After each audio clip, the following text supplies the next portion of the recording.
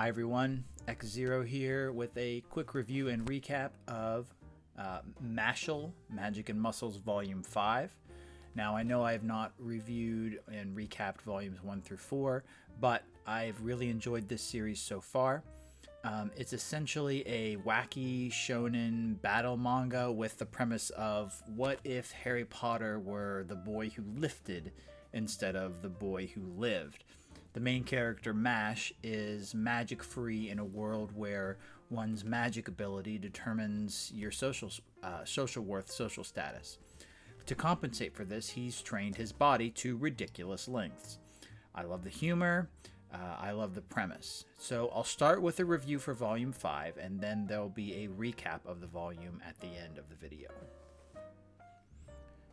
So here's the cover, and I have to say, I really like the cover. Mash has the barbell over his shoulders, it's loaded with lots of weights, but the two new characters in the background are portrayed larger and they look more menacing. The cover looks really cool. Unfortunately, the rest of the volume is not as good as the cover. Fight scenes have that typical shonen manga thing where it's really impossible to tell what's going on without the characters narrating what's happening. That's pretty standard for the genre, so it's hard to hold that against Mashle 5. The biggest, most egregious problem with Mashle 5 is its pacing. The beginning of the volume features the conclusion of the previous volume's battles, and that's pretty much all the fighting in the book. After that, there's a huge chunk of exposition that takes up most of the middle portion of the book, and then a random outing into town with Mash and his friends. The volume finally picks up a little bit again toward the end, with the introduction of another villain looming on Mash's horizon, but there's really very little action in this entire volume, and what's here is pretty bog standard for this sort of manga. That said, there are still some really good panels like this one of Easton Academy, and the humor is still just as offbeat as in previous volumes. Mash's constant cluelessness is always portrayed in really amusing ways. Pages like this one make me laugh for some reason. But that's not enough to save this from being not as good as any of the previous 4 volumes. It looks like Volume 6 will pick the action up again, but Volume 5 is mostly info dump. Volume 5 begins with the conclusion of Mash's fight against the members of Lang Dormitory, winning him all of their gold coins. But then a member of Innocent Zero, the criminal group that's been hinted at in previous volumes, appears. Mash fights him, beating him in one of his typical ways. The villain pulls out a mirror that reflects all magical attacks, which to Mash is just a normal mirror. So Mash beats his face in. I really like this panel. The level of detail makes it humorous. But the fact that Mash's attack was not reflected finally makes everyone realize, oh, Mash has no magical ability at all.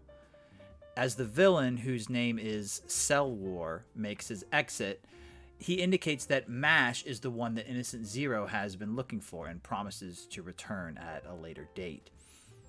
Now, Mash's lack of magic was witnessed by several students, and rumors begin spreading, leading to an inquisition by the Divine Visionaries.